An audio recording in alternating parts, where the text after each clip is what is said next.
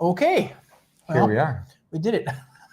I don't know. That was an incredibly long intro. I'm sorry about that. But also, I need coffee. Yeah.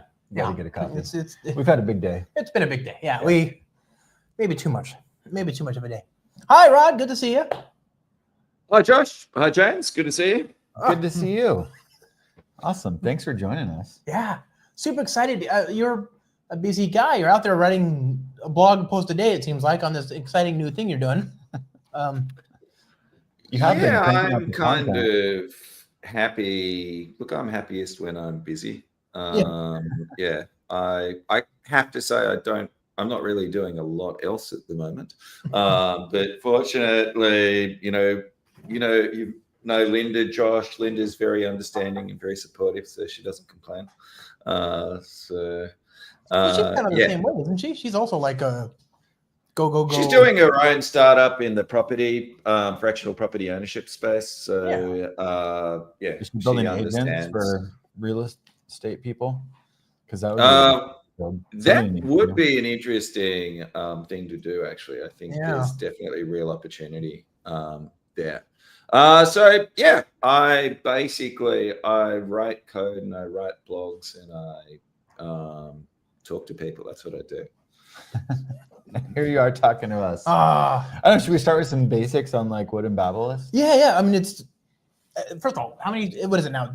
5,000, 10,000 stars? I mean, what are we looking at here? Some crazy number? Oh no, I think it's about 1,468 at the moment when I checked this morning. But yeah, so look, it was already going pretty well, but an article hit in China.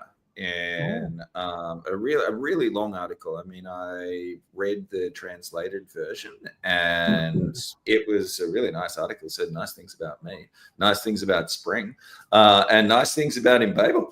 And it was actually quite long. And I think that like kicked the stars into another gear. And also, I think you're now seeing a lot of people from around the world. There's also, we have a Discord. There's a Discord link on the project homepage. So, that's a place. It's a pretty active Discord community. I've been engaging a little bit. It's great. Yeah. Helpful people. I mean, look, to be honest, I guess particularly you, Josh, have been really heavily involved in the Spring community the entire time. Sure. But it's probably a good 15 years since I've been really heavily involved in an open source community, and it's such an awesome thing. People pop up from Hungary, China, basically pretty much every country you can think of. It is just this amazing thing where smart people can get together to talk about stuff they care about, regardless of where they are. And you've already had a number of outside contributors contribute to Embabel, right? Like I've seen pull requests coming from not just you, which has been awesome. We've had quite a few. So actually in your part of the world, James, Bedrock, there was a community pull request that added pretty high quality Bedrock support. I originally started support for the Google A2A protocol, and someone from the community took that forward. So, look, there's been, quite a number. And that literally started happening within probably the first week of opening up the repo, which is awesome.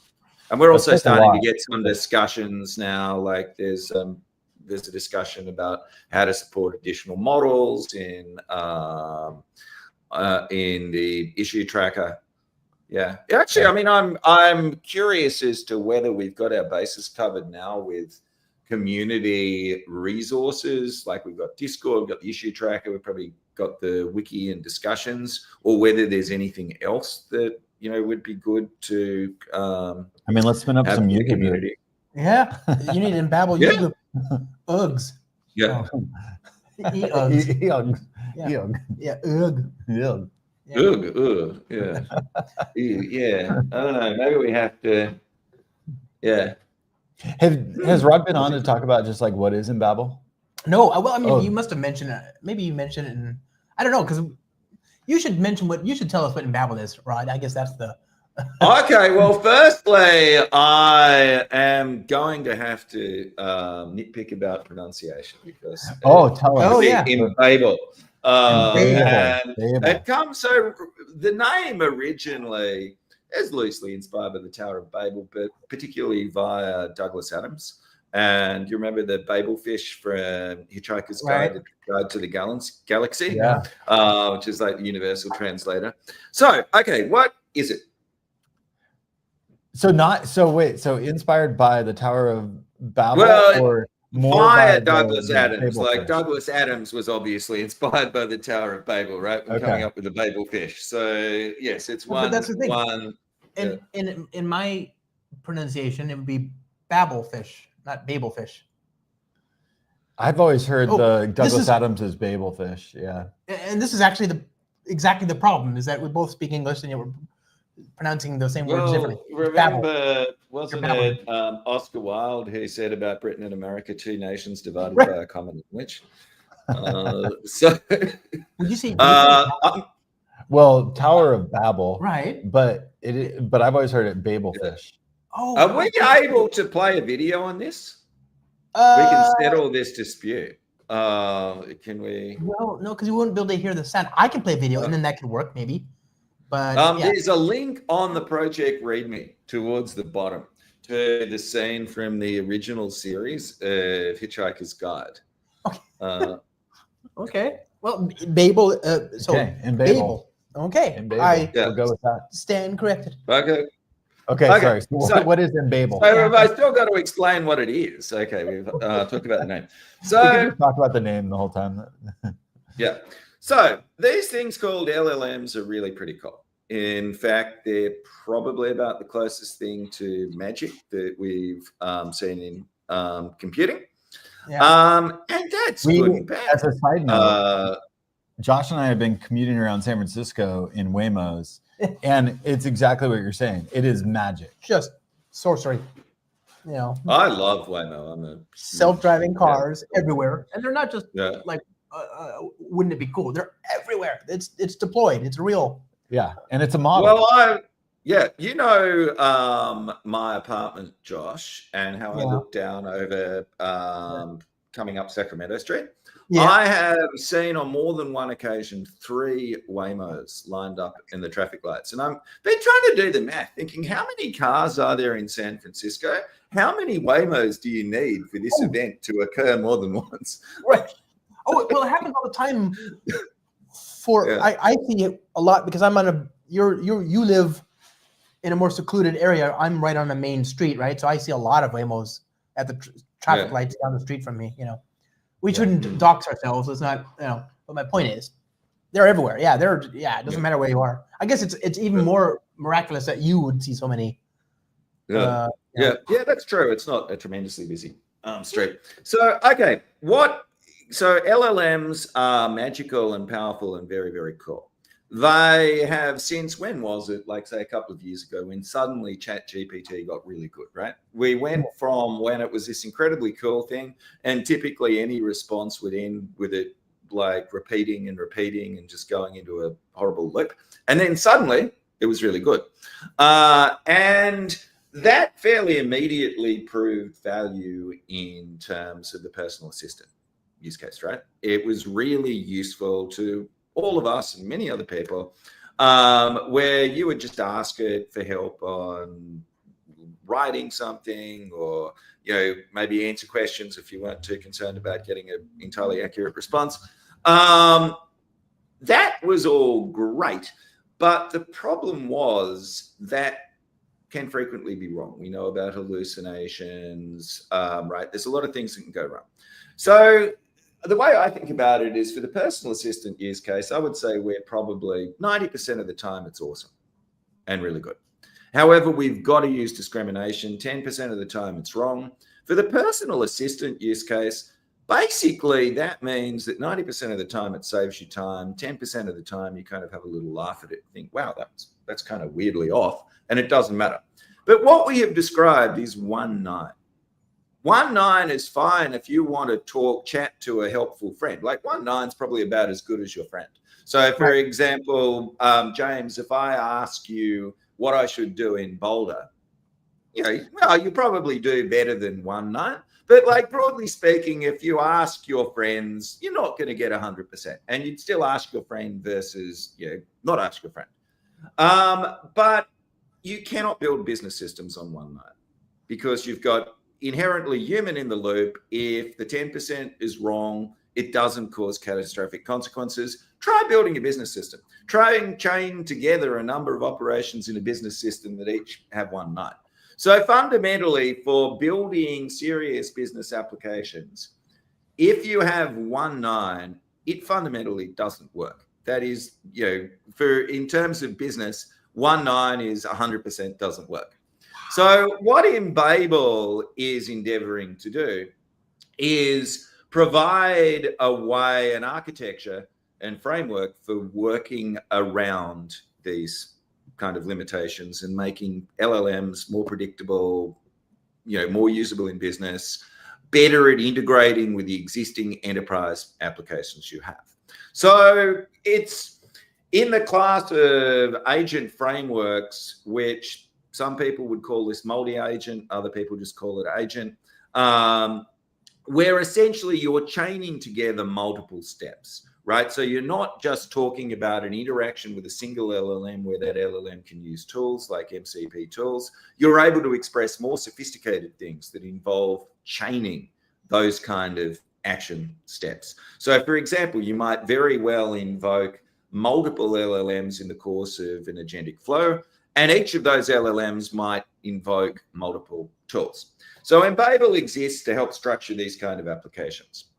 Would you use Embabel for a single agent, or is really like the sweet spot in this like multi-agent orchestration? I would definitely use it for a single agent because I think it just looks simpler and cleaner than the lower level alternatives. So yeah, I think there's absolutely no reason not to use it for a single thing. But nevertheless, I'm a little bit skeptical about, you see a lot of agent frameworks. The example is that you are a helpful assistant, do this single thing. To me, that is the most naive case that is typically not sufficient. So why is Embabel different from other agent frameworks? If we look at what's out there, for example, there's LangGraph, there's Crew AI. This is a very well-established space in Python compared to Java. There's Google ADK. The difference between Embabel and those things is that Embabel emphasizes planning. So if you look at LangGraph, essentially you're defining nodes and edges, and you're doing that in code or using a visual tool. Pretty obvious way of doing it. I think the first way anybody thought of doing this was kind of like a state machine. The problem with that is it's fairly inflexible. So you're forced into a particular path between A and B, where often there may be multiple paths. What Embabel does is introducing a planning element where actions and goals have pre and post conditions. So goals have preconditions, actions have pre and post conditions, and this enables a non-LLM AI algorithm to find an optimal path from the current world state to the desired state of the goal we want.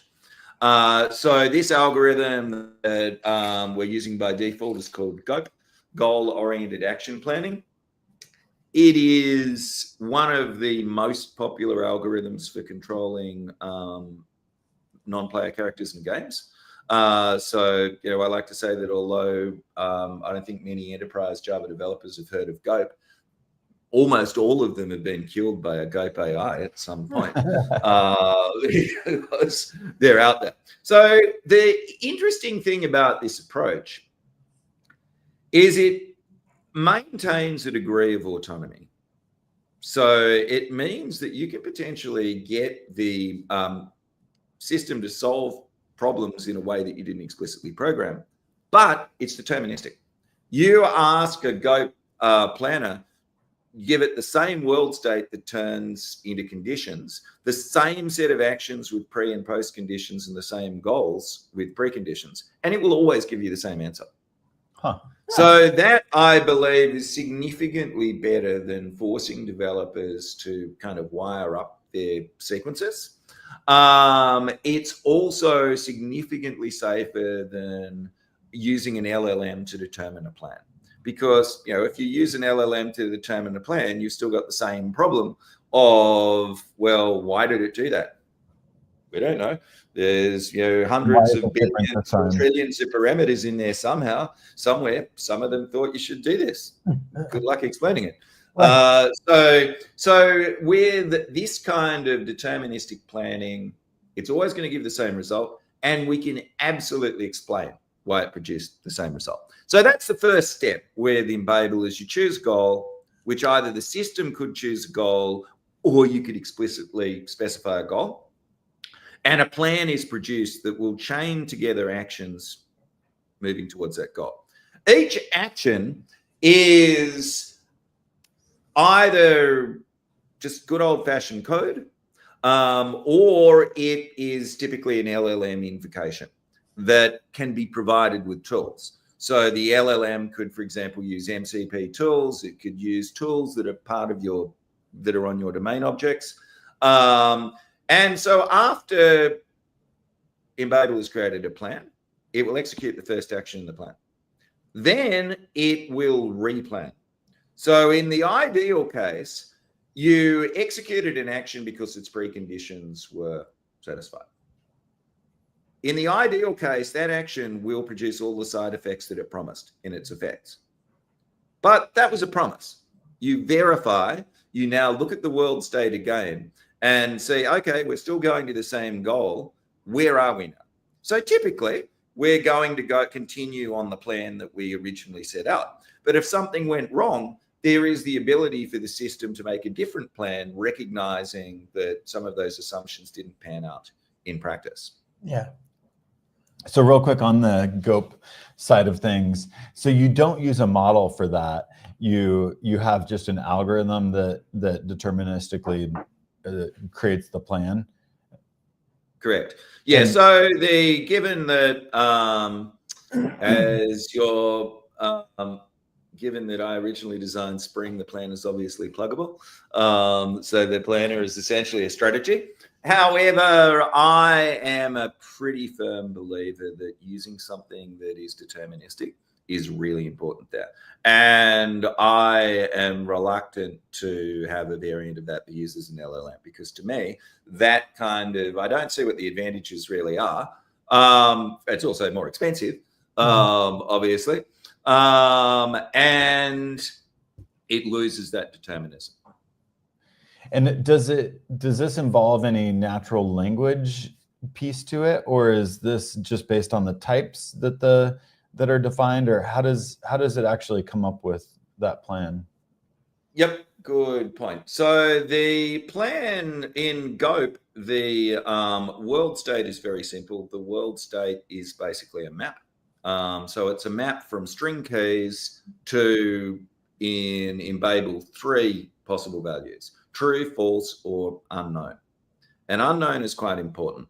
So by the most common values, key values that are used come from your domain object flow.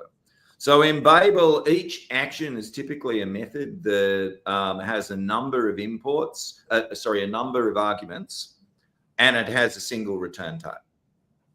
So that enables the preconditions to be automatically computed by the framework to say, like, I need a person, I need a dog.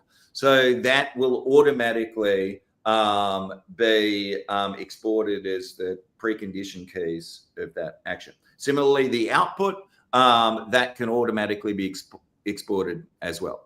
There are, of course, more complex cases where you can specify additional conditions. You can have routing where you have multiple outputs bundled in the same object. But the core of it is that the data flow between strongly typed domain objects is what drives planning. So typically, the application developer doesn't need to think about keys, GOP keys at all. You mentioned natural language. Most of the time, the GOP conditions are expressed in terms of the domain objects. It is also possible to express a prompted condition. So whereby, for example, you could evaluate, do you think with the objects you've got access to in this prompt, do you think this condition is true? Obviously, such things are really expensive to evaluate.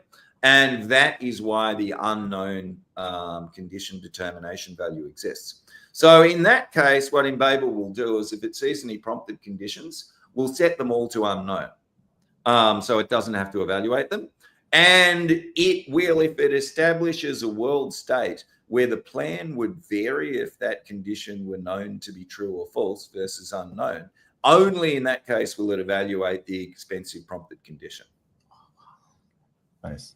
And so essentially we are assembling this like graph of agents, and the planner in the non-prompt case can come up with its initial graph. And then, but you may reach a point in the graph that is a prompt-based condition, and then that becomes in that unknown state like a dynamic piece of that flow, which can then be resolved and then fill in that piece of the graph based on the prompt. Correct. Yes. That bear in mind, you would be able, the planner would be able to consider that condition could become true or false. So for example, the planner could build a plan based on something that said that it can make that condition true, because the prompted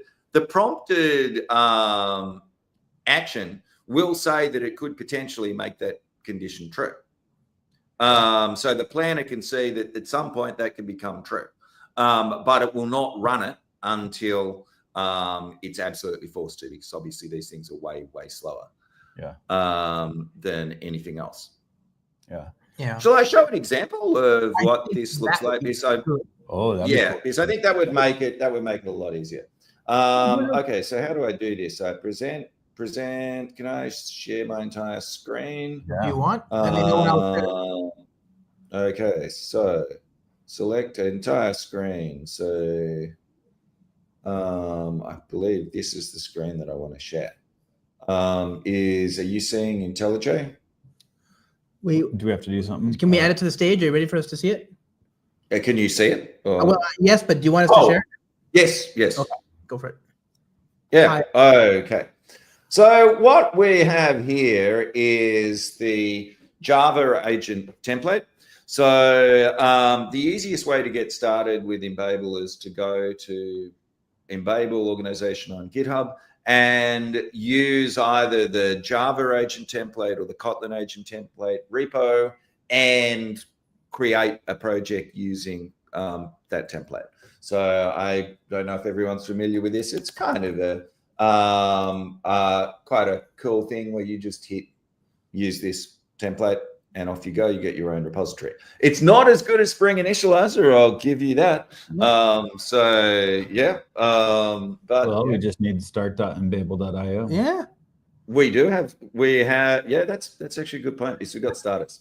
Okay, so before we get we can also try and get those on the start.spring.io, but yes, either way, let's do it. Yeah. Well, technically it's ready. So let's have a look at our setup is Maven, because Alex Heifetz, who did most of our setup, prefers Maven to Gradle.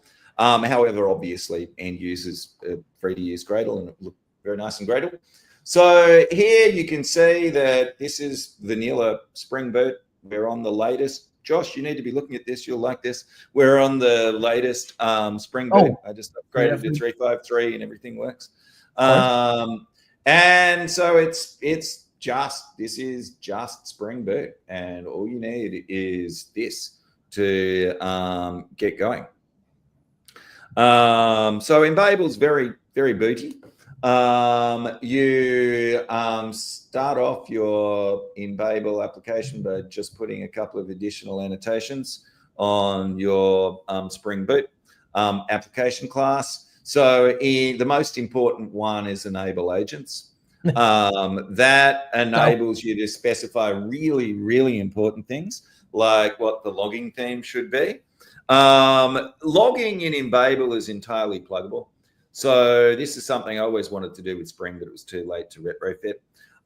So essentially, every log that you see on screen in an Embabel application comes from an event that was published, and there's just a logging listener that's listening to events, which means that having different logging personalities is absolutely trivial.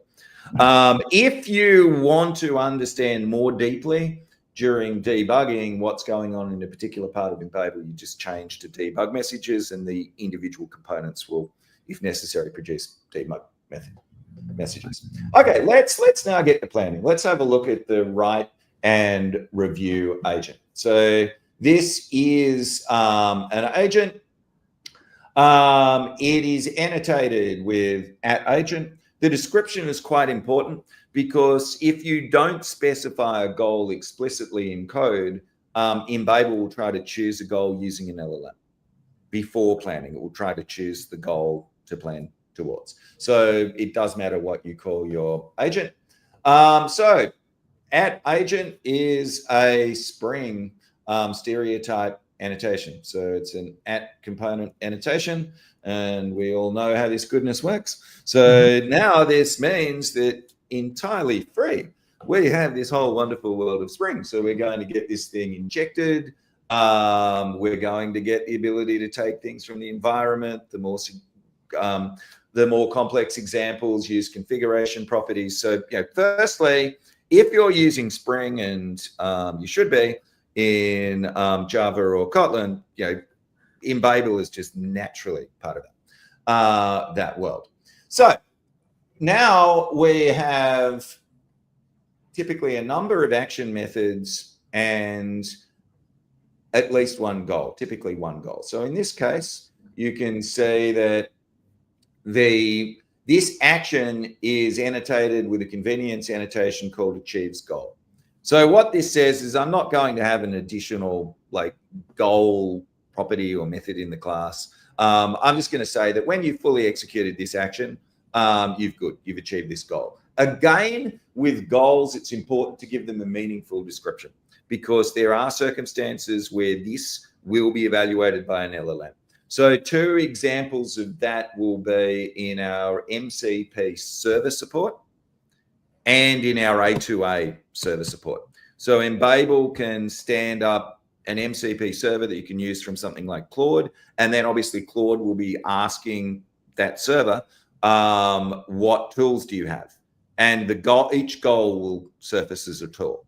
So Claude has to be able to work out when would you invoke this thing. And the same with A2A. So you can export set up an A2A server. You don't have to have any A2A or MCP server specific stuff in your types, and they will automatically be exposed. Yeah. So let's have a look at what this thing does. Probably the easiest thing to do is to run it. Okay, I'm a fan of this. We started up here. You can see that our logging was the Star Wars logging. And so we get Yoda, and also we get descriptions of what happened in Yoda spec. So there's only one agent here, the write and review agent, and Yoda deployed it. Let's ask here what agents we have. So there's you're using the shell that's part of Embabel that allows us to interact with the running kind of Embabel application. And so that's one way. You could also expose these agents, as you said, as MCP servers or A2A servers and interact with them that way. Correct. Presently, you expose them using Spring profiles. So you would use the A2A profile and it would expose it. We're probably going to have something like @enable MCP server or @enable A2A. So that will be even more springy as well. But yeah, Yoda comes from here, and this enable agent shell is what starts it up in shell mode. So it also will start up web endpoints if you don't start it in shell mode. The most important of which is it gives you an endpoint where you can ask what agents, tools, and models the platform knows about. And it gives it an endpoint where you can check on the state of an agent process. and it will give you an SSE endpoint that you can hit to get a stream of events from the agent process. Okay, so here we have a single agent, and it came from this. So you can see if we go back here, the generator story. So that came here, and you can see goals that came from the achieve goal annotation here, and you can see there are 2 actions. So these actions are specified with their preconditions and post-conditions. So here you can see craft story. The precondition is user input, this fully qualified name user input equals true. And the post-condition will be that story is true. Okay. So this is how it's able to plan based on the flow of these domain objects. Notice so that user input is something that's built into Embabel that says I need this particular action needs user input. Yes, user input is a is. very simple class in from the agent framework itself. However, it's not special in the sense that it could be your own type. And it could be your own type, and then you could like literally invoke Embabel, say when an event comes in a asynchronous system. So user input's a convenience type, but it's not really core to the framework. Just any domain object can be the kind of entry point into this particular agent. Isn't this cool though? Your strongly typed code gets you better results. I mean, it's not just good for the compiler; it's good for the machine too. It's good for the intelligence. That's awesome. It really is. Yeah. Like for example, when we're building prompts, we are building prompts using our strongly typed objects, which are in scope. So you don't have the problem that you often see with Python frameworks. You've got these magic map keys, and you hope that somewhere that got bound. You absolutely know. This, I must admit, I felt terribly sad when they took the string template preview out of Java. So unfortunately, we still need to do string format. The demonstration of the true power of this is clearer in Kotlin, where if you look at this in Kotlin, you can see very clearly what your this is a different thing. So no, I don't have the Kotlin version. There is a Kotlin variant of that available, and I don't have it. But it looks nicer. But nevertheless, filling in an object. Yeah. I should mention here the fact that 97% of Embabel is written in Kotlin. However, one thing that is absolutely crucial is that it has to work perfectly from Java. So if you look here, there is not a single KT import. There's absolutely nothing. If you didn't know that it was written in Kotlin, you are using Spring very, very idiomatically from Java. And we're totally committed to that. Sure. Also, in fact, there are definite advantages in the fact that it's written in Kotlin, because if you look at, for example, this, we don't need builders. You can use, like with Kotlin data classes, it's very easy to use copy. So, all these weird things are just a single line of code in Kotlin. Okay, so here we're demonstrating one of these actions that calls a prompt. So it calls an LLM. We're specifying the LLM. We can specify which LLM we should use. We can ask for it by name. We can ask for it by criteria. So here we're asking for the framework to automatically choose a model. And obviously you can set the default model and configuration. But we also have the ability to set hyperparameters. In this case, we're setting the temperature high because the goal of this is to create a story and then have another agent review the story. And so the hyperparameters to those different LLM interactions are quite different. This is, I think, a really, really important benefit of these multi-agent systems, that you not only want to use different prompts for different interactions, you may want to use different hyperparameters. You also typically want to use different tools. I do not believe that the idea some people have that you're just going to throw like 300 MCP tools at an LLM and it will solve all your problems. I don't believe in that. Because even the good LLMs are just the same as we are. Let's suppose you walk into your kitchen and someone says, please clean the bench top. I will give you 2 tools you can choose from. I'll give you a shovel and I'll give you a squeegee. It's not going to be hard to determine which is the appropriate tool. Imagine you walk in and they said, well, there's 400 tools here and in the shed. Choose whichever one is appropriate to clean your kitchen. Yeah. Clearly, that will be a lot more work. You will need to apply more brain power. So by skinning down these interactions where the action steps are very focused, we can have exactly the right tools we need. We can have exactly the right hyperparameters we need. We can have a very focused prompt. And very often, we can use a less powerful model. So that we may even be able to use a local model in many cases. And that's a game changer in many situations. Because, for example, imagine that we're modeling something where a lot of our data is really, really sensitive.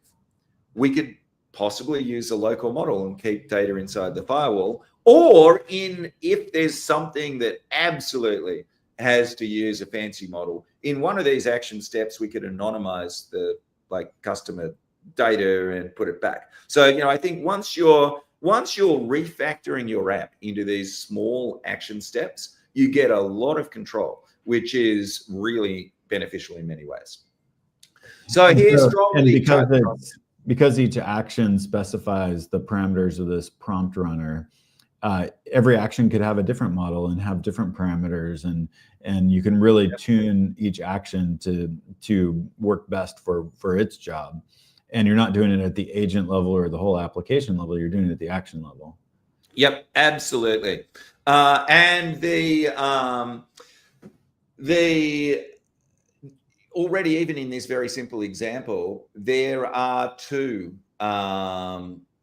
uses of running prompts, and they're going to resolve to the same LLM in this case, but this one's using the default hyperparameters. So this isn't using the crazy high temperature.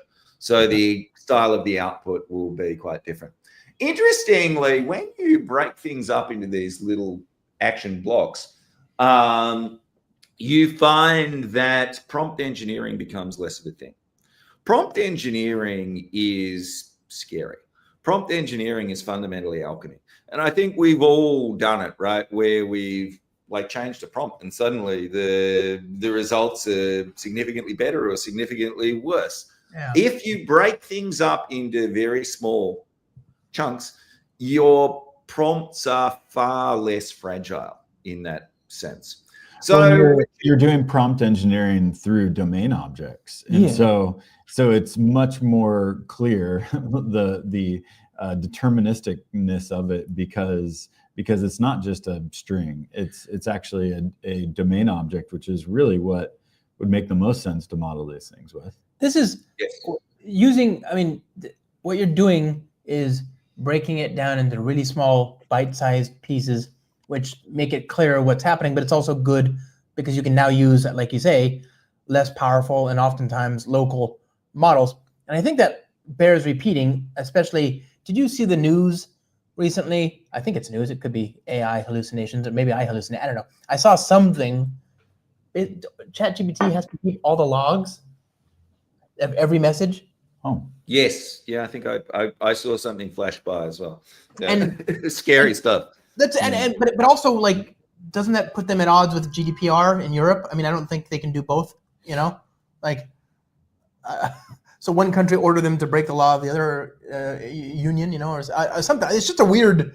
Anyway, you avoid these problems if it's all local, Yeah, look, I know, I'm sure both of you know John Davies. Oh, yeah. John is all over AI these days, and he's always, much of his career has always been in financial services. John is doing a ton of stuff with local models for his customers.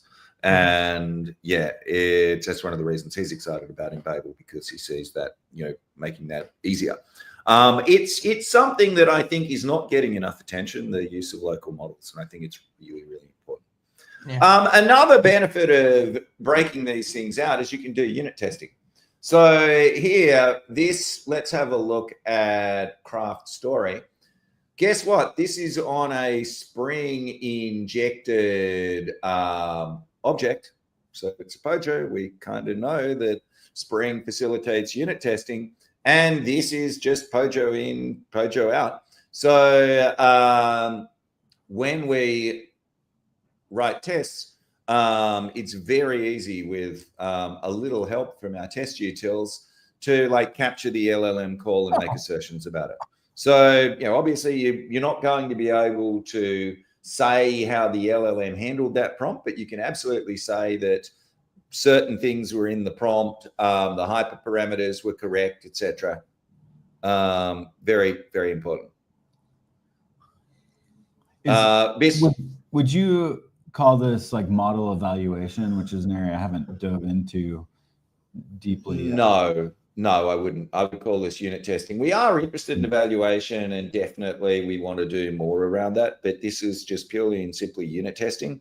And I've put a fair bit of effort into our test framework. So it does enable you in a typical agent to unit test everything that you have, like all LLM interactions. So the style of the LLM interactions is different between these two things. So this one is just doing a single invocation. This one is doing an invocation that gets a string and then bundling that into a domain, another domain object. Both of those patterns are completely unit testable. So this is important, because obviously we've also had the prompt engineering issues. I, for one, I'm sure I'm not alone in the fact that occasionally I've got really mad at an LLM because it's not doing what I said. And then I look at the actual prompt, and guess what? I forgot to bind the variable I was interested in. So you can't really blame it for making stuff up, because it didn't have anything to go on. So you absolutely should, find those kind of things using these unit tests. And so real quick on the unit testing side, it is calling the LLM when it runs that unit test? No, it's not. That is pure. That is a unit test.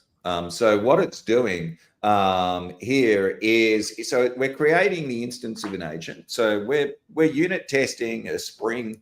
As far as this unit that's concerned, this is Spring Bean, right? So we can instantiate it with mock objects, or in this case, just numbers.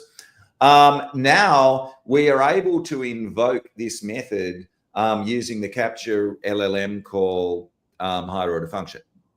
And what that will do is, instead of going to the LLM, this instruments the infrastructure and says, okay, I'm not going to send your prompt to an LLM. What I'm going to do is grab it and return it to you so you can make assertions about it. So in this unit test, though, you're saying write a story about a brave knight, but then are you doing any assertion on what it actually would produce? Yes, I am. So what I'm I'm interested in this LLM call object, which is, so if you look at capture LLM call, it's an LLM call request object, which includes, for example, the final prompt that it sent. And it's also got the hyperparameters on it. So now I can, if I look at that object, I've got the prompt, I've got the LLM that was used, I've got various Embabel things, but the most important is the prompt and the hyperparameters. And I can make assertions about those without needing to run an LLM. So I mean, this thing will run instantly. It doesn't. I guess in this, that's no LLM in that. It executed in 27 milliseconds. Yeah. So it's just making assertions in this example on the inputs, but not on the outputs of. Well, it can't make any assertions on the output because it doesn't know what the LLM is going to do. Yeah. But what it can do is make assertions on your prompt. So, for example, let's put a breakpoint in here and run the test again. So, and see what we have in our friendly LLM call. So you can see the prompt was this. Yeah. So some of this came from what was in the write and review agent. So see this craft a short story. Yeah. I see. But it also has the user input in it. So this enables us to make assertions about that prompt. So it, for example, and it's just a simple one saying it included a night, and also that that unusually high temperature hyperparameter was correct. So this, I believe, this form of testing is really, really important because amongst other things, you might very well be building elements of your prompt that come from things that were Spring injected at the class level. Yeah. And you're able to validate all of that. So, you know, I think that unit testing is by and large not something I've seen anybody else talk about in the Gen AI space, but guess what? It's just as important as it is in anything else. More important. So, you know, what your LLM will do is something you're also going to have to test, but at least you know that the user input is getting into the prompt. You know that the prompt has the correct hyperparameters. And then okay, real quick, would you write any tests generally around the GOP part to test the planning piece, or is that not? There is some testing support, for example, as to whether there is a path. So there's also an integration test framework which enables you. It generates dummy objects, and it enables you to run end to end. Currently, that's not quite as productized, but it is something that we definitely want to polish and document. So in that case, what it would do is here take user input, create a dummy story object that instantiates it with dummy values, and then we'll verify that it finds a path that it can find a path. Yeah. And does it actually use the LLM to fill in the fields for like that story object? No, it uses dummy object instantiator, which was written by me and Claude. I think it's called something instantiator. There's support, utility support. It's actually kind of cool. It goes down the hole. It supports nesting and just gives you lorem ipsum style content. It's used heavily in the test suite. So when you run the agent test suite, you'll see loads of lorem ipsum and also a few quotes from Big Lebowski, which are all different personas of the dummy object instantiator. And maybe, I'm sure that because it's Spring-based and injectable, I could inject my own dummy thing that would be based on an LLM. And like, let's say we have a person object. I want the first and last name to look like, you know, a normal first and last name. And I've found that LLMs are pretty good at coming up with generating like sample data for those sorts of things, like LLM-based property-based LLM testing. What a future. We can use a whole warehouse to generate a lorem ipsum. Yeah, there are quite a few things, like, for example, fake agent platform. There's like, you know, I think the unit testing support is pretty polished now. The integration testing support is basically there, but not polished. But I agree. I think it's really important. So what I think, before you go anywhere near an LLM, obviously you should have your unit tests correct, and you should be verifying that your GOAT planning works, that there is a path through that will get you, like, I mean, in something trivial like this, it's pretty obvious. But in terms of more complex things, absolutely, it is important to verify that. Okay, so we've got craft story. At the end of craft story, we have a story. Now, here we have two inputs, user input, story, and we've got a special one, which is operation context, which comes from the platform. So that doesn't count in terms of preconditions, because you can just ask for it if you want it. But here you will be able to see if we go back and run our agent again. Let's go back and run it and again ask it what its agents were. Well, actually, let's specifically ask it for its actions. So this, you can see review story. The precondition is user input is true. And also story is true. Yep. Wow. And if we ask it what goals it knows about, we would expect the achieves goal to have all the preconditions of that. So we've got a reviewed story is true. Okay, so why don't we actually run this thing? Yeah. What do you guys want a story about? Prancer, the No, no, please. Yeah. No more Prancer today. No more Prancer. We've had enough Okay. Prancer. Tell me, what about whitewater rafting? Oh yeah. Oh, there we go. Just got your Yeah. instruction. Okay, so rafting guide. No, yeah. Expected behavior here is that we're going to get the first thing to write a story that'll probably be a little bit wacky because the temperature was so high, and then the second one will review the story. So the review prompt is you'll be given a short story, review it, consider it, right? And also consider whether the story relates to the user input. Nice. Yeah. Okay, so firstly, it's going to choose an agent. Now it's going to make a plan. We'll go over these log messages when it's finished. And here is our story. Okay, well, you're going to have to be the person who judges this, James, because I don't know much about whitewater rafting. Uh-huh. Yeah. Emma clutched the paddle, heart pounding like wild drums. So we get the story and then we get the review. Nice. Nice. Yeah. Yeah. And notice the tone of them is a little bit different. Yeah. Actually, well, why don't we let's have a bit of fun here.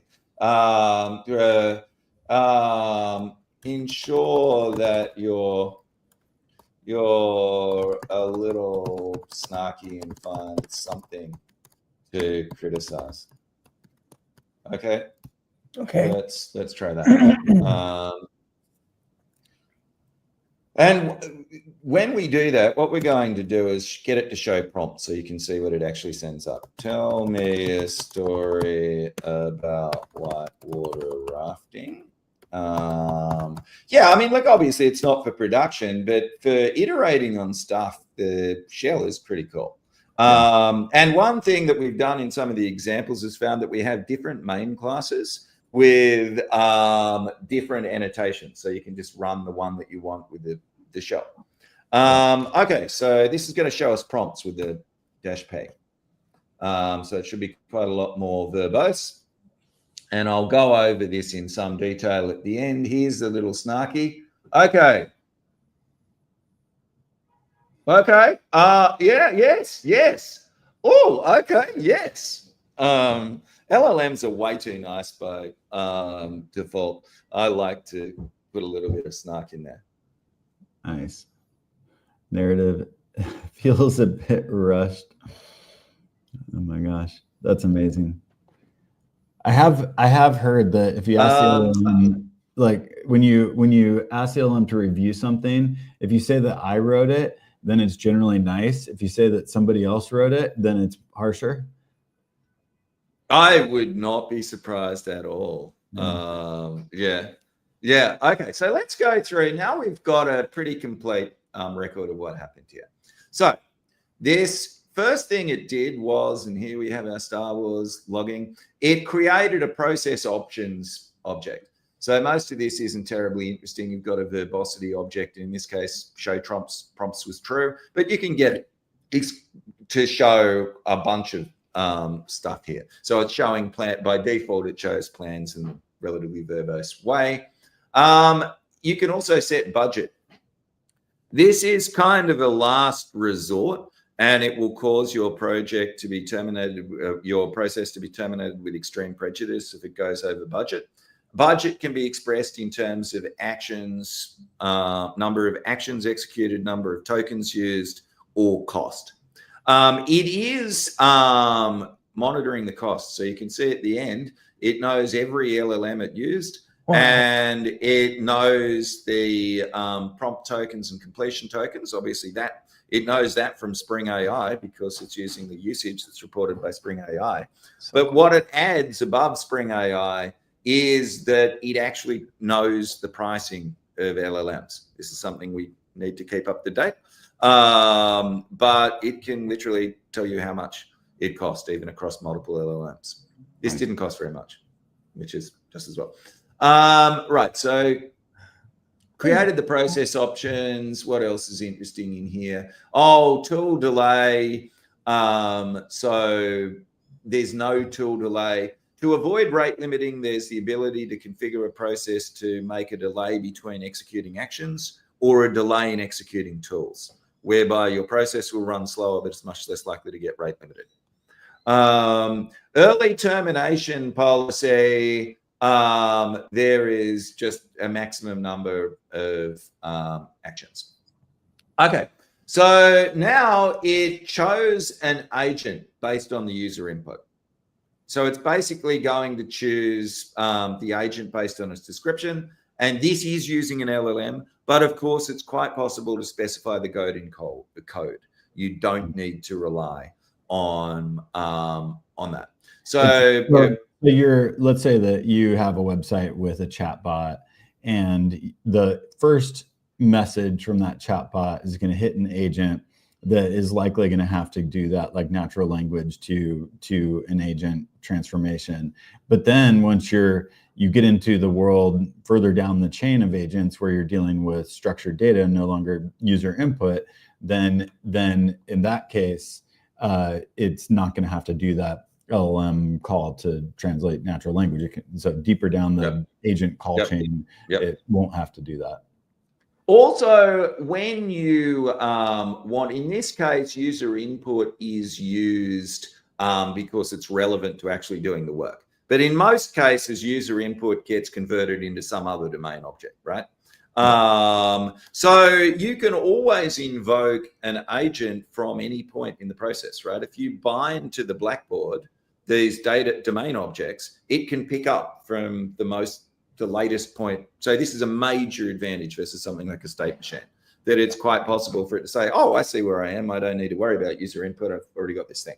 Okay, so it chose the agent. The next thing it does is it creates an agent process.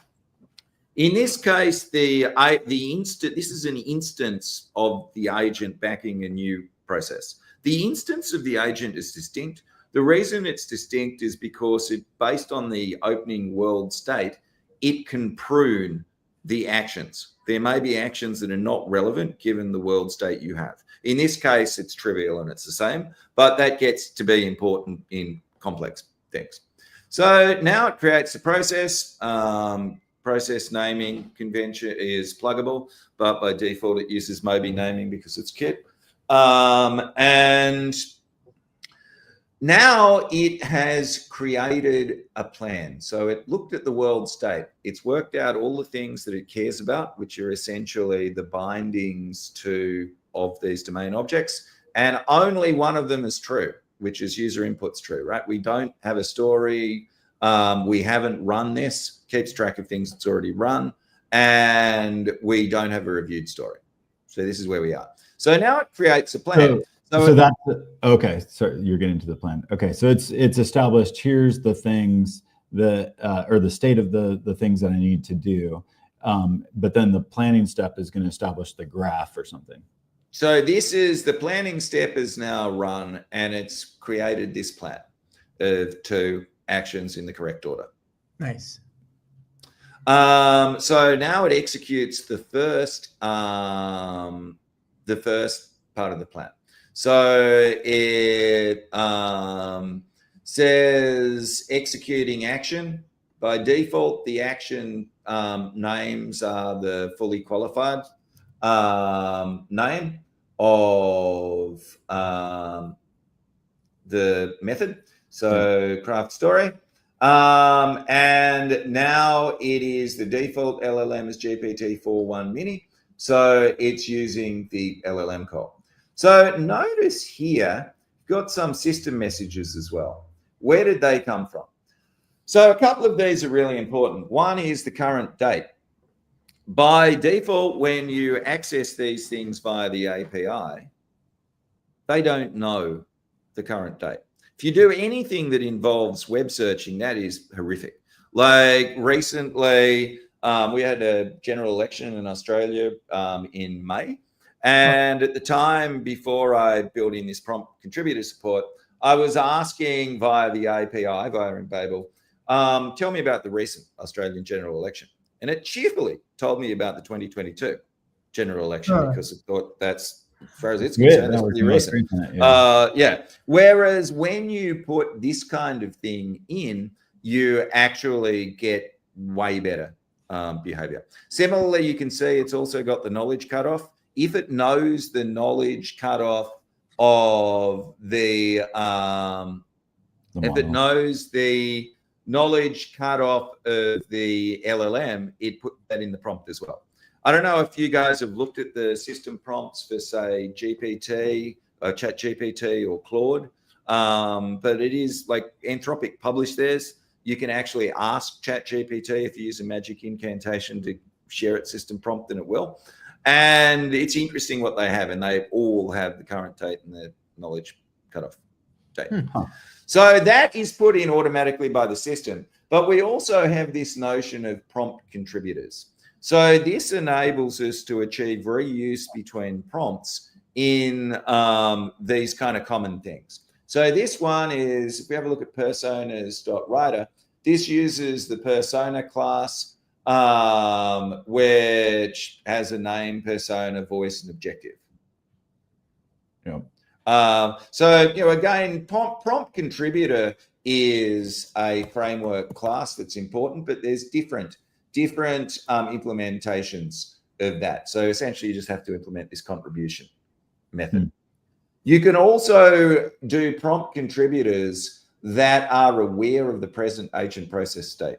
So you can have a budget aware prompt contributor that, for example, can say your budget for this was 15 cents. You've already used 8. Bear that in mind. Nice. So what else? So then it bound it back. Obviously, here it's not using any tools because we didn't give it any tools, and we'll look at an example that used tools in a minute. And yep, at the end it replanned. So it replanned, and when it replanned, notice that it doesn't have a reviewed story, but it's got a story. So now it knows all it needs to do is this simple plan. It's done. Nice. So it's just gonna like multi-turn walk through this process until it gets to a resolution or meets the goal that was established. And then there you have support for, I think it's actions that can like yield back for asking the user for more information or something. Am I getting that right? Yes, we have human in the loop support. It's still early, but what it does is essentially it puts, so okay, let's talk about agent processes. Agent processes can be in a number of states. Firstly, you can create the agent process and it's not started. The reason you want to do that is because you want a stable identifier. So now you would be able to call the endpoint, connect to SSE, all that kind of thing, and then run the process asynchronously and observe the event stream.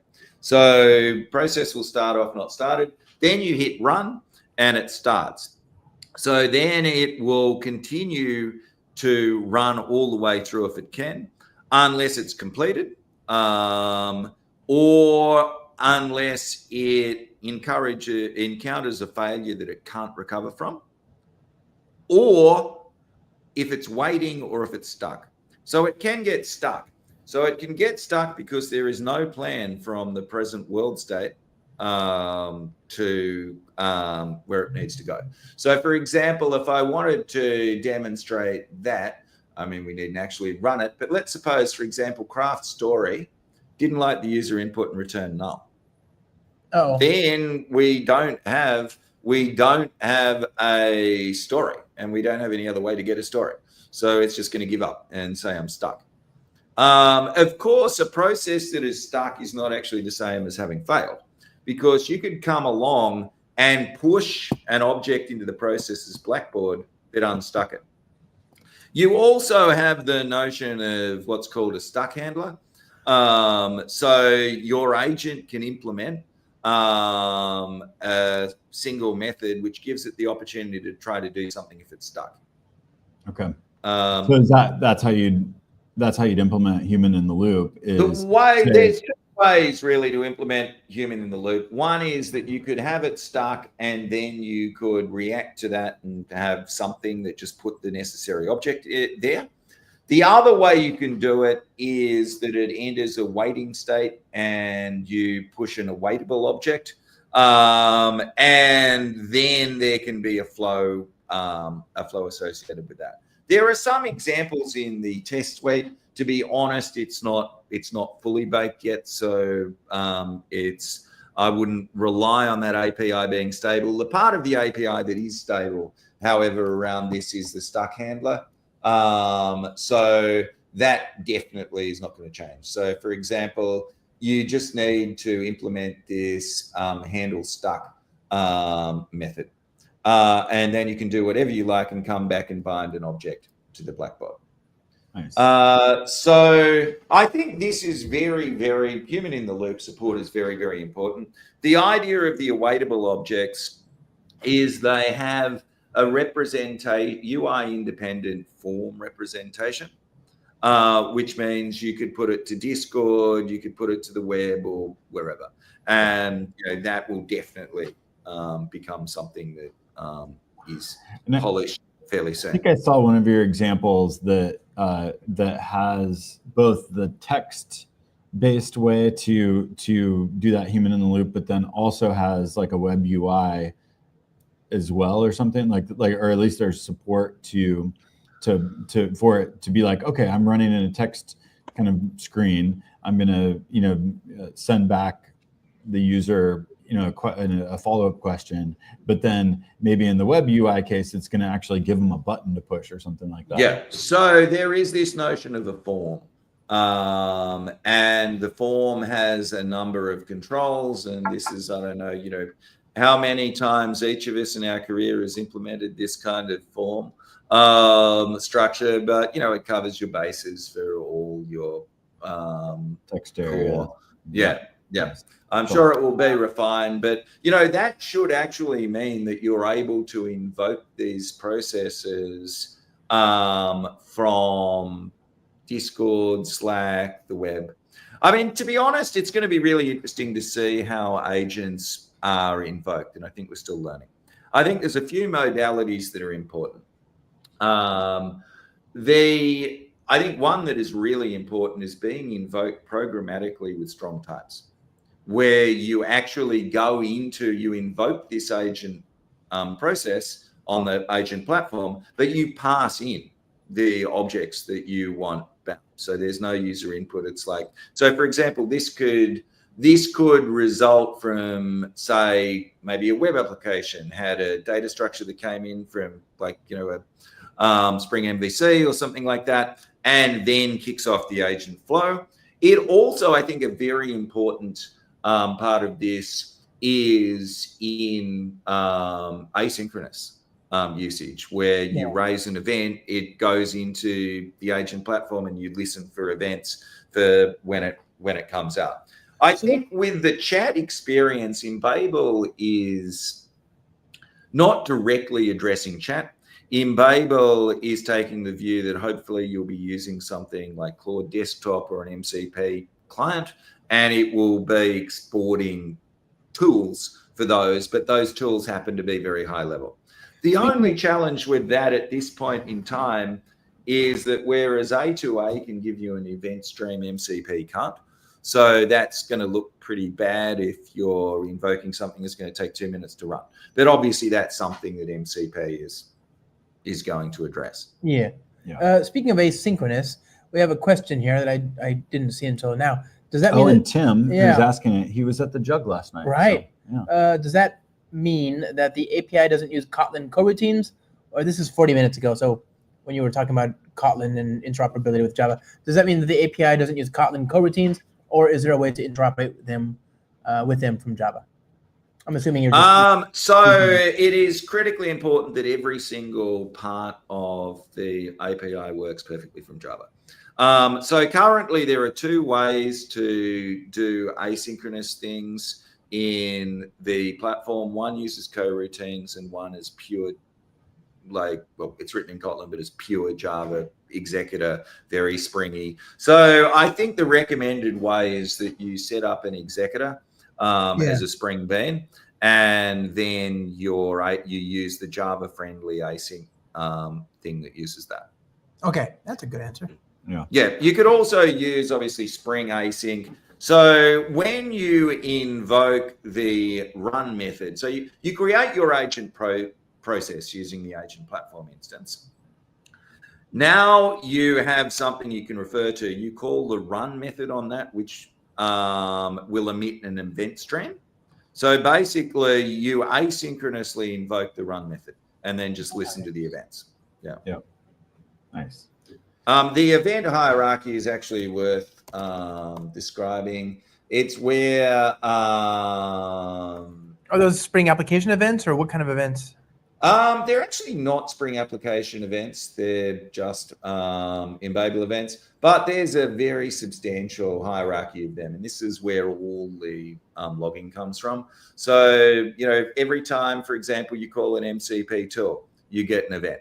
Every time it comes back, it will say how long it took, whether it succeeded or failed. So you can actually listen to these events in any process and even stream them to a client over SSC if you want. Let's get on to tool calling, maybe, because we haven't. Real quick before we do tool calling, I had a question about the agents.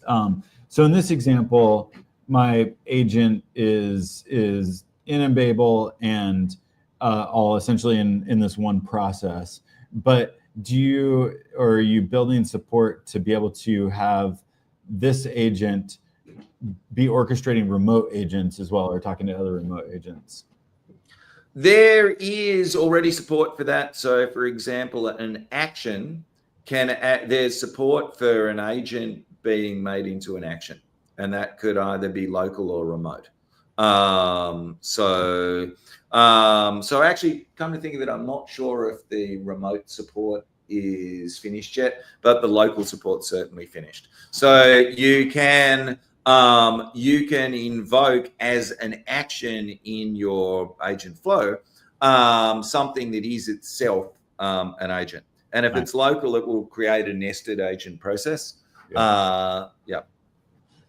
So then you get your agents of agents and can do agents all the way down if you want.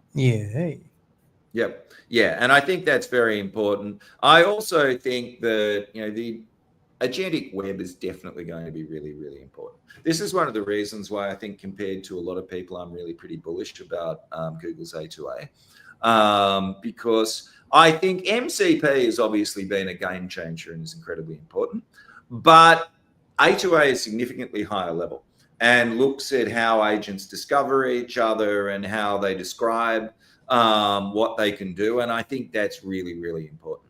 So I would envision a world where, say, every Embabel agent is exposing itself. Well, obviously, if it should, it can easily expose itself as an A2A server, which other agents on any platform could communicate with. And also, we don't currently have it, but we will add support for an A2A client. So we'll be able to discover and invoke other agents. And I think there are various things that you can do there that would be pretty interesting in terms of extensibility. So while I think there's a ton of scenarios where the strict determinism is crucially important, there are other scenarios where you might be a little bit more flexible. So for example, you might have a stuck handler which says, where am I in this world state? I can't get to where I need to go.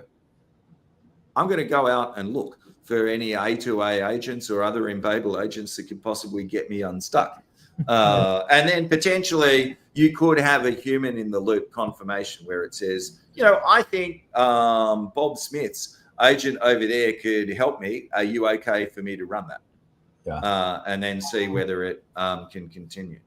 I just saw a wild agent framework that what it does is it creates agents when it doesn't know how to accomplish a task. So it actually like writes the code to fill in the gaps that exist, that it discovers. And so I thought that was pretty wild. I don't know if that would ever be safe to use in the enterprise, but it's kind of wild to think about. Like, okay, you have an agent that can just create other agents actually in code to accomplish whatever goal you can imagine. Look, I think there has to be a distinction between what's usable and safe and what's pure science projects. Yeah. And I have to say that so long as that clear distinction is maintained, I'm actually all in favor of doing some cool science projects. And in fact, there are already a few on the roadmap. And I mean, that would be an example of something that, are you going to use that in enterprise? No, you're not. Except possibly in incredibly restricted cases. But I think it would be something that could actually be pretty cool. And I mean, one of the things that I do want to show is I think this model is an extremely powerful model. Because the interesting thing is when it gets stuck, it can describe to you the things that would have to change for the planners to be able to proceed. So it isn't just stuck hopelessly. You can actually interrogate the planner and say, okay, is there any single condition that I could change that would get you unstuck? And I think that would allow you to be very focused in that sense. The one example that I've actually seen that was pretty impressive of generating code in an enterprise scenario was at PlanView in the TaskTop product. They get to scenarios where they actually generate Python to interrogate a data frame. And that actually, I think that's pretty safe. I'm sure they have like guardrails about what Python they're accepting and they run it in a sandbox. So that's, I think there's certain things, but obviously in enterprise, the bar is going to be incredibly high for you to be comfortable with those sort of things. Yeah. Fascinating. So today you support A to A servers. So you can just take an agent, expose it as an A to A server, and then until you add the A to A client support, you would need to build your own A to A client or whatever. But Embabel will have an A to A client, so I can have an action that actually would point to a remote A to A server catalog. Yeah, and so you would just so today you can expose an agent as an A to A server, and later you'll be able to have an action that is a remote A to A. Through a client that talks to an A server. Yes.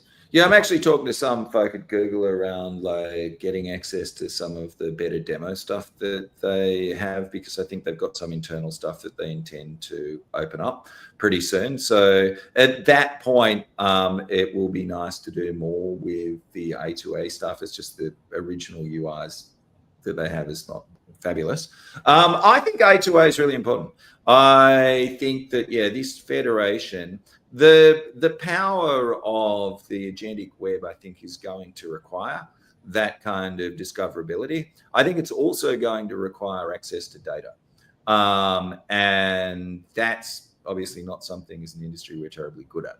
So, for example, having really high quality data sources for different domains. Yeah. Of course, in terms of enterprise usage, the fact that Embabel is seamlessly integrated with Spring means that, for example, you can use Spring data in a very natural way.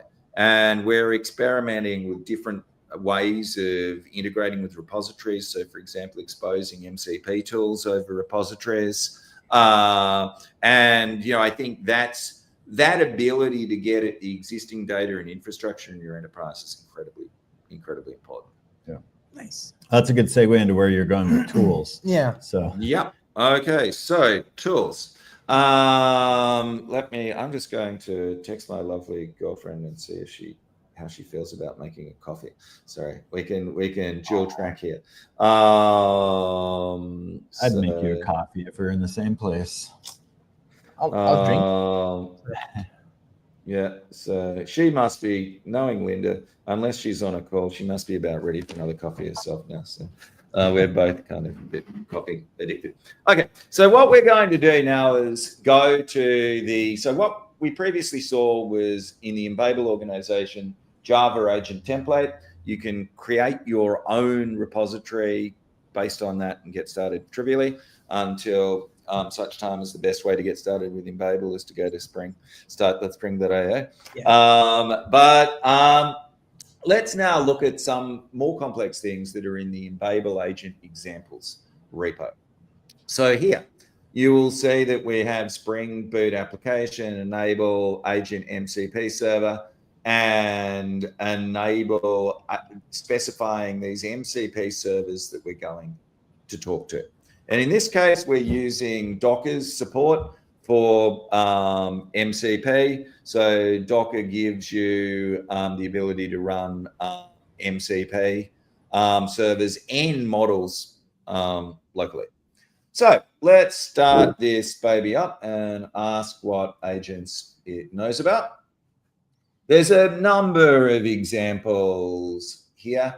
You can see from some of this output that it has the GitHub tools weren't found because I haven't specified my GitHub API.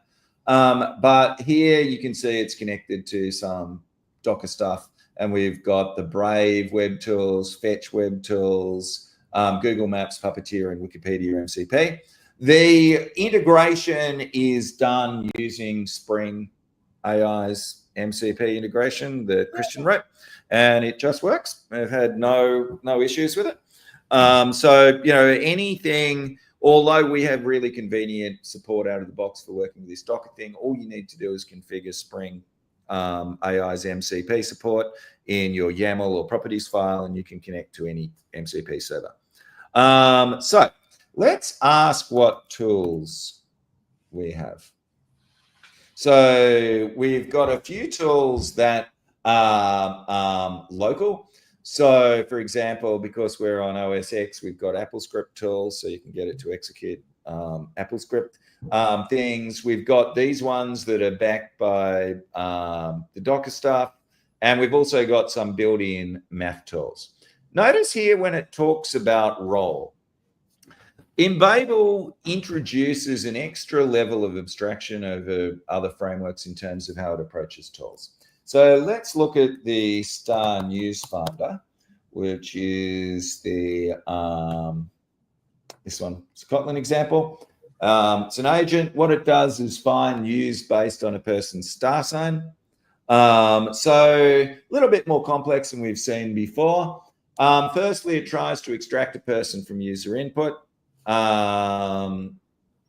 It then retrieves a horoscope for that person. Note that this is an action, but it's not going anywhere near an LLM. Actions don't need to use LLMs, and that's actually very, very important. So in this case, we're creating a horoscope Pojo, and we're using a horoscope service. No prizes for how would we have gotten that horoscope service? Oh, I don't know. I'm building a Spring app. How would I get a horoscope service? You put an initial context? Wow, you might do this, and you might have a horoscope service that was magically injected by this thing called Spring. But you didn't put an initial context and then look it up in JNDI? No. Okay. Or use the singleton, horoscope service get instance. So, and at the end, once it's got the person, and the star sign associated with the person, it looks up the horoscope, and now it's got a star person and a horoscope. So it's able to go find relevant news stories, and it builds the prompt as we've seen. So star sign, find relevant news stories. And then when it's done all of that, it's able to do this write-up. Got a person, got relevant news stories, and we've got their horoscope. And we create a write-up. And again, we're putting the LLM temperature right up because we want this to be a little bit, astrologers have a naturally high temperature. I think it's fair to say, if we describe them as LLMs. So let's ask what agents we know about. Know about this one. Okay, let's hit it. So this should choose that agent. Here we have severance logging. I don't know if either of you have seen Severance. Oh, yeah. Plug for Severance, wonderful TV show. And also, so firstly, just in general, people should watch Severance. Secondly, if you have watched Severance, please activate the Severance logging profile because I think you'll enjoy it, particularly if you've watched both seasons. Yeah. Right. This is one of Keir's 9 principles. I was cruel till you gave me benevolence. Okay, the board has concluded the call. So notice that this is kind of a little bit wacky. This is because we set the temperature high. But we've got links in here that will actually work. The reason they will work, and as you can see, well, that's from last year, but it's probably already after the training data of that LLM. Let's have a look at this. Stronger connections. So it's run a web search. Let's have a look at that output more verbosely. So I'm going to run the, sorry, that's the book review.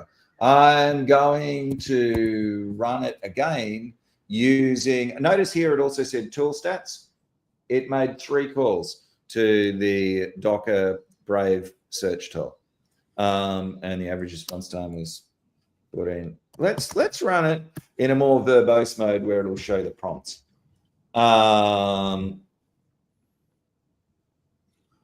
So real quick, did you show where you wired the tool? Yes, I did not. That's correct. So there's only of these actions. Look at this first one that's going to create and extract star person from input. Doesn't use any tools, right? This one, however, which needs to retrieve news stories, does specify not tool callbacks. It specifies tool groups. So there's an abstraction where you can have a number of tools that are under that tool group. The reasons for that are that in different runtime environments, you can bind different tools. So for example, we're expressing the intent here. We don't care that we've got a Brave search tool or a Google search tool or a DuckDuckGo search tool. What we care is that we're expressing the intent that we need the web tools to search. Similarly, we're going to give it the browser automation tools. That's related to the role that we saw earlier when you listed the tools. Yes, exactly. Tool groups are exactly grouped into a role. Okay. Yeah. So cool. And so here you can see when it executed that second prompt. So the first one, it will say options. First one would have no tools. The second one, it's saying, look, here are the tools that it passed to it. And here's it's set to have the verbose log message. This is it talking to Spring MCP support, is talking to the Docker server. And then at the end, it builds it into the final prompt where you've got your relevant news stories coming up here. So where's the relevant news stories are. So it's put the horoscope in there, which it got from an API call using REST client. And it's got the relevant news stories. So cool. Nice. So I am a firm believer. Originally, I had support at agent level for tools, and I dropped it. I really firmly believe that you should be as specific as possible about what tools are necessary in each action, and that will give you, greater predictability. It just makes the job easier for the LLM. And so, of course, you could create your own tool group with your own list of tools in it. And so, like in our Prancer use case for our MCP server that we built to schedule a dog adoption, right? That one would be a tool. Yep. You go into a tool group, and the tool group role would be scheduler or something, And yeah, we could add that onto the action that Well, actually, I'm going to do a really. Oh, thank you. Oh, Linda is so sweet. She's given me a. The unsung hero. Yep. Okay. Okay. Let's live dangerously and let's do a real demo that I've not tried before to demonstrate how this can work. So notice here in this star news write-up, we've got a star person. Star person is a domain object. Why don't we put a tool on that? It automatically exposes tools as well from your domain objects, because I think the benefits of domain objects around typing are really obvious, and data structures, but data structures and types don't make an object. An object has something else. And so in many cases, you might have behavior that's exposed to your code, but guess what? You can selectively expose it to the LLM. So let's try this. Cool. Okay, it'll probably give me the right one in a minute. Why is it not import class tool? Yep, that's the right tool. Okay, so let's say fun absquatulate. Well, no, let's say topic. Bless you. And we should give it a description, right? Is that the tool from Spring AI annotation? Yes, it is. Okay, cool. Yep. Description equals come up with a random topic to include in a write-up.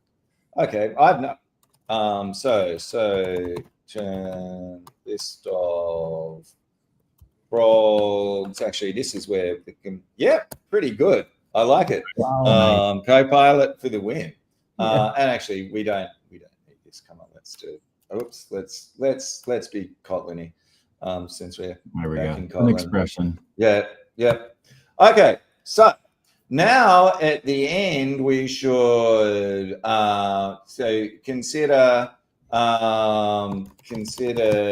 the topic function. Like you probably wouldn't even need to do that, but hopefully this should expose that function and call it, because anything where we're creating the object, it should be bound.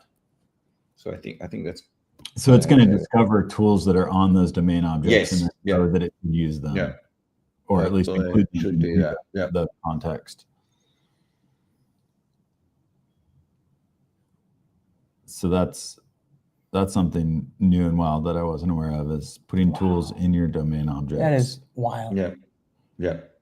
So okay. It made 2 calls to topic.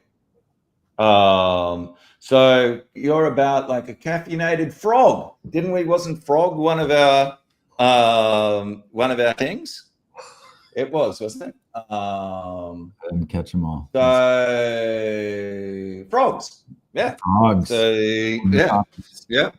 So, and it's got. Did it get any of the others? Well, caffeinated frog, yoga studio, cooking tips.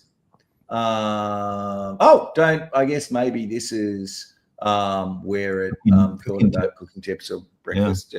Yeah. So that I think is really, really important, because it means that, well, firstly, one of the key things that I think we need to make this space achieve its potential is we've got to get beyond the blog demos of this is a helpful assistant. I threw a few keys into a map and got a prompt out of it, right? And we need to be able to apply software engineering practice, right? We need to be able to, and the things that we've seen. Firstly, JVM is kind of important.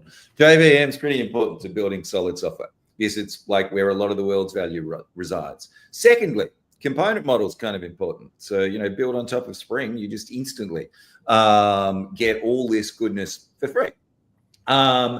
Thirdly, testability is really, really important. Type safety is really, really important. And also proper domain modeling. So there's another example that where I'm actually playing around with actually including tool objects on mapped entities. And that works fine as well. if they're in scope. So anytime a prompt is created with objects in scope in that action method, any tools on those will be exposed. And because an agent can be exposed as a tool, then you can get your inner agent on a domain model, right? You actually could, yeah. You probably, well, you could actually. It'd be interesting to have some support for that, where you don't need to inject the agent. You just specify the name. We could definitely do something like that, where you specify the agent name. But I think the sweet spot in this case, the sweet spot is where it's based on the data. So maybe something like this would be actually more interesting. This is a pretty easy Australian nickname, or actually you could do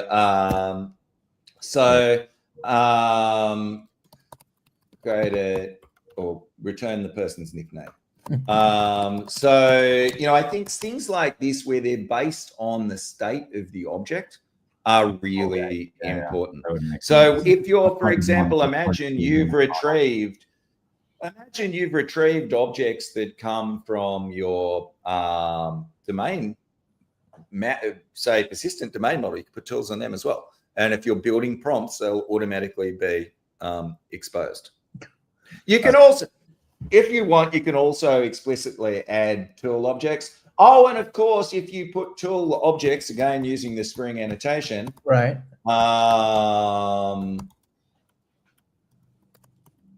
you can put them on the agent itself, and it will also expose them to all prompts.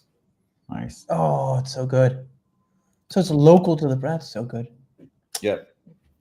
Well, so amazing. yeah, I think that the emphasis on domain modeling is probably one of the most important things.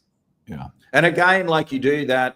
Well, I mean, obviously the tool thing is a Spring thing. Like I didn't create that, but like doing it on these Pojos, you can unit test your tools as well, right? Like again, you're creating something that is going to enable you to have testability all the way down. It's awesome. Yeah, and it's taking the fundamentals that made Spring so successful in the enterprise and applying them to the world of agents. And that's a whole lot better than the dynamic string-oriented stuff that we've seen mostly in the AI world. So yeah, I love this. Yep. It's great. Yep. So more complex things you can, let me find okay. So agent, let's have a look at the movie finder. So we've got the Embabel agent examples is a pretty good place to look. But we also have some, actually, maybe I'll show the organization so people can get a sense. So we've got the movie finder. Let's view. Oh, actually, if I do that, it's going to show. I'll do an anonymous window. So you'll see what you will see. Okay, let's have a look at all the repositories. You're in the repo. Did I see? Oh, it's down here. Yeah. Okay. So it should be able to see all the repositories. Where is repositories? Okay. These are our public repositories. So we've got a travel planner agent called Tripper. That is work in progress, but that's actually going to be, I think, really quite nice. It enables you to specify a journey. So say, for example, I want to go from Munich to Antwerp, as I probably do later this year, over a period of a month. I want to drive. I like food, wine, cycling, and hiking. Come up with an itinerary for me, and that uses mapping tools, etc. The examples, the Java agent template, but we've also got Deca, which creates presentation templates based on a YAML file. I actually built my presentation for KotlinConf using that, and Flickr, which is the movie finder agent. So I'll just quickly show you a little bit of the code. Your Decker one, you like vibe coded, not really, but vibed your presentation for KotlinConf. I did, yeah. All agent. Yeah. So actually, well, let me just, I'll show you what it starts from. It's going to be called, I think it's presentation. Decker. It's Decker. Okay, I'll just put Decker on the correct window. So if you look at the format it takes, it is obviously backed by a domain object. It's deserialized. But this is the brief I gave it for KotlinConf. Rod, our friend Mark Pollock says hi. Hi, Mark. Thank you for Spring AI. Spring AI makes this possible. So, yeah. So you've got in this what goes into a domain object, information about what you want in your slides, who you are, and then some details on the header for MARP, because you're going to use MARP to go to HTML and PDF slides and all that, and then some images that you want to include, and I'm sure you could even throw in like AI generated images with this from descriptions and some of those things. But so you just give it, that's all you gave it, and then boom, you've got a 28 slide deck. It was pretty good. I ended up, I think I deleted about 5 slides. I added 5 slides and I modified a couple of slides, but most of the presentation came from this. Wow. Actually, hang on, I'll see if I can find it. And so Decker is a sample for Embabel, and so it's all built on agents, and doing all like the generation of these slides was all done agentically. And interestingly, it picked up things from the project. So one of the things that I specify here is I give it a path into a local thing, and it uses the file tools. I'll just quickly show you the code. It definitely needs a bit of an overhaul because I haven't had time to get it, but I mean, fundamentally it's not far off. Again, because we're using Spring, we get all of these lovely things for free, like configuration properties. So it starts off by identifying research topics. So here's our presentation request, which corresponds to that YAML file. Then we have different models here. So for example, I was using Claude Sonnet, which is a very, very good model. It's expensive, but it's very, very good to create a list of research topics for the presentation. Then we go off and we do parallel mapping using a cheaper model. So this is actually executing this prompt with multiple inputs in parallel. Wow. And bundling them all up into a domain object that enables this create deck. We obviously have the tools. So this one has web tools. And finally, we've got a few post-processing steps. And the post-processing steps are entirely non-LLM. So we're using the digraph expander to expand. And we tried, I think I ended up taking this out. I was trying to get it to create illustrations by searching the web. And weirdly, even really good model performed horribly. It was just dreadful. It's funny to predict what things they're good at and what they're not. But, if you break them up into these little individual steps, you have the ability to, iterate on the steps independently. So I think where I got to with that is fundamentally it worked very well. The only challenges were around things like the diagram expansion. And I think I was having quite a bit of problems with processing different valid return types from the LLM for diagrams. So it was funny that where I ended up running out of time before the talk to work on this was 100% not AI or agents. It was 100% really boring. Oh, what if it returns a triple backtick in a different, different place? Okay, so let's just quickly have a look at the movie finder. This illustrates something else that is different. So what the movie finder does is connect to two streaming services, two services that look up movie data and also streaming availability. So let's see what agents we have here. We've got Movie Finder. So it's going, when I give it a brief,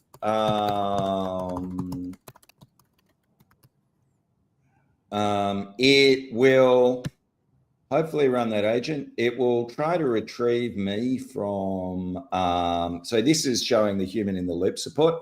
The way that works is, so find movie buff, retrieve a movie buff based on the user input, and find entity. If you look at movie buff is a JPA entity. So I wanted to integrate, demonstrate integration. With the repository support, I really want to get very, very good integration with repositories that follow Spring data conventions. And so currently, this is exposing them using MCP tools. So there's a fairly generic MCP tool integration. It's so in this case, and now it's presented this human in the loop thing. So, yep, that's me. Okay, so now it should be able to create a plan. And this one's a little bit more complex because most of the movies it finds, I'm not going to be able to stream. So if you look at me as a movie buff, well, actually, you'd have to look in the, actually, let's have a look at. What's in your database? Yeah, so I'm actually persisting this entity. So it tells me that I've got these movies that I've rated. So a bunch of movies I've rated that all actually go in the database. And it tells me the country code that I'm in and the streaming services that I have. And now as it keeps generating movies, it has to keep looping, right? Because most of the ones it finds, I'm not going to be able to see because mostly you can't see things. But it has actually found some and it's presently writing it up. Okay, so what did it say? It thinks I should watch Hell or High Water. Well, never heard of that movie. And apparently it's on Netflix in Australia. Nstan, it's on two of my streaming services. Let's check if it really is. Yes, it really is. So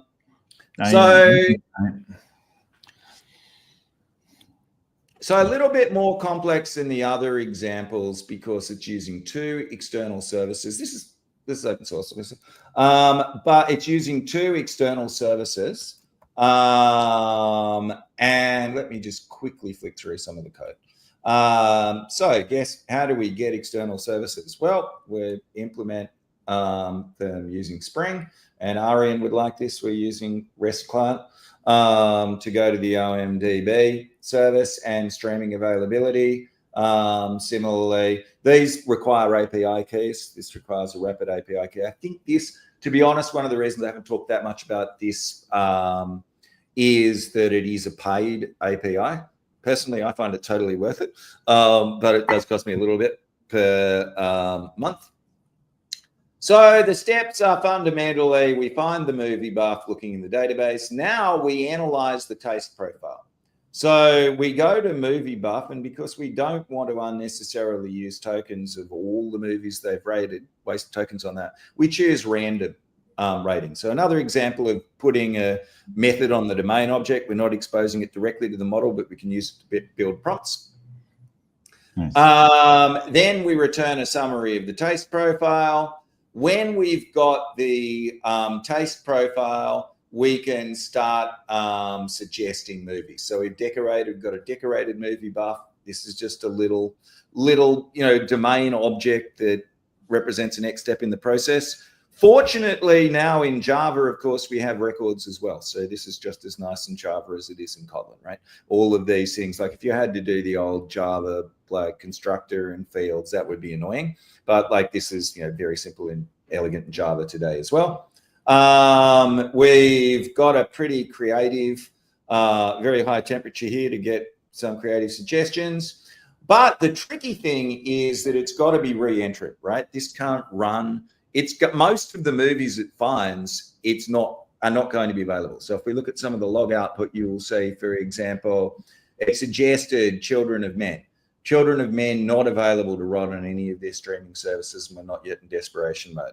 Eventually, if you choose something obscure, like action films are easy, but if you say, I want a Polish film that is set in the country, you might have problems. And eventually it will enter desperation mode and say, I'm going to find you anything you can stream in Australia, even if you've got to pay for it. So this illustrates some additional conditions. So because clearly we've got to keep going and keep re-invoking these things. So how do we create conditions? We have @condition methods.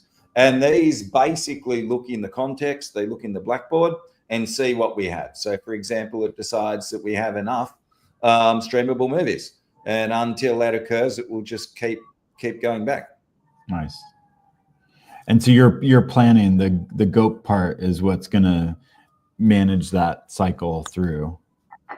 Yep, the GOAT part totally manages that. So for example, if we go to the very beginning, I mean, obviously this executed quite a lot of actions. So if we go to the beginning, its first plan was, where is it? Find movie buff, analyze taste profile, find news stories is actually not that necessary here. Suggest movies, write up suggestions.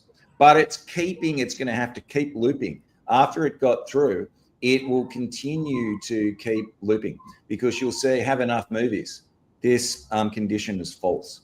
And until that becomes true. So for example, at the very end, we have this specifies an additional precondition. You might have these objects in the Blackboard, but they're not going to be enough unless you've verified that you've got enough conditions. Nice. That's cool. I wanted to make this whole annotation model kind of familiar to people who say are familiar with Spring MVC, because less learning curve is good. But essentially very similar in that if you think of Spring MVC, you've got the ability to specify additional things, right? You can specify your servlet request, or right? There's a bunch of well-known objects that if you put on your method signature, and so this is exactly the same. Like if we specify operation context or action context, it's just this magic additional thing that isn't actually being bound. Since I created this agent probably about 6 weeks ago, it actually, I would say, has saved Linda and me money in our streaming movie watching. It saved more money than I've spent total on LLMs. Because we're not like paying $5 or $7 or whatever. Nice. That is pretty good. It's working for you. Imagine. This is super cool. I can't wait to see. Like, it's already taken off. Your project's like booming on GitHub, and I've seen dozens of articles. I've linked several of them in This Week in Spring already. It's really what a project. Embabel. Yeah. Well, I think let's see how many stars do we have these days? It's 1.5K. So we've had about another 10 stars while we've been streaming. So yeah, it's and I mean I think in Java, Java people are not star happy. the same way that Python people are. I honestly think every Python developer gets up and starts at least 10 projects before breakfast. If Spring was a Java, it was a Python project, it'd have 947 billion stars. So yeah, I think it's going pretty well. Actually, I do like I've got the star. Yeah, I kind of like that. And it wasn't going too badly before that. But open source is about the community. Yeah. An article hit in China. And it's interesting that since then you've started to see a lot of stars that are actually outside China. Maybe it landed in more people's feed. But yeah, it was quite a good article in China. It's quite a long article. Yeah. Go team. That's awesome.